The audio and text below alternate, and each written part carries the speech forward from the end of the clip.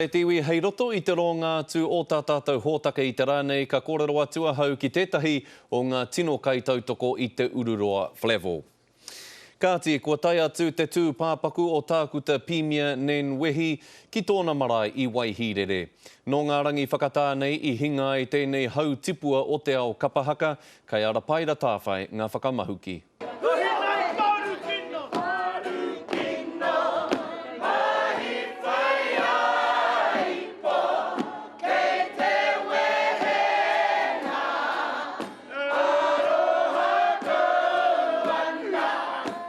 Aha koa te kōpīpī he kapahaka tonu te mahi. He ono te kautau e whai ana a Nen i nā mahi ārehia, nā i kitea a kanohi, a wai a tāringa te rongonui o Pīmia Nen Wehi. I tū māua i te wā tuatahi, ana tūtonu. He whakakitenga e kore anō e puāwai i tōna rirunga ki te moe te whita, te moe te rea. Ko ngā tohu o te aroha, ko te roimata, ko te hupe, me heke kātika. Waru te kaumā tahina tau o tēnei hau tipua o nā iwi o te tai rāwhiti, kua naro atu nei ki tua o te ārai. Ka mahue i hoko tōna hoa rangatira ana po wihi, ara ua tamariki, moko puna, me tō rātau kapa i tīmata hia e rāua mo te huna noho taone a te wakahuia.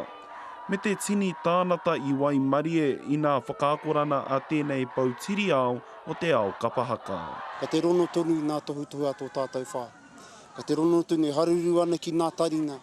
Ko raua ōku māma, tōku māma me tōku pāpā, me ki kare te kumara e kōrero mo tōna reka, ko ngā hua kua kitea.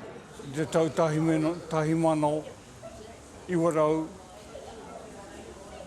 whita te kau mārua, mātaro te kapahaka o te Waihirere, kora te kawini a mātau te rā kapahaka o te rā tau. E maha ngā tauira o ngā rōpū o Waihirere me wakahuia, ko puta mai i ngā rōpū, ko tīmatano i tā rātau rōpū ake. Kua pōhara te wakahuia me te manuhuia i tōna nunumitana, a me te mea kei tua i te kokonga ko te whakataetai matatini.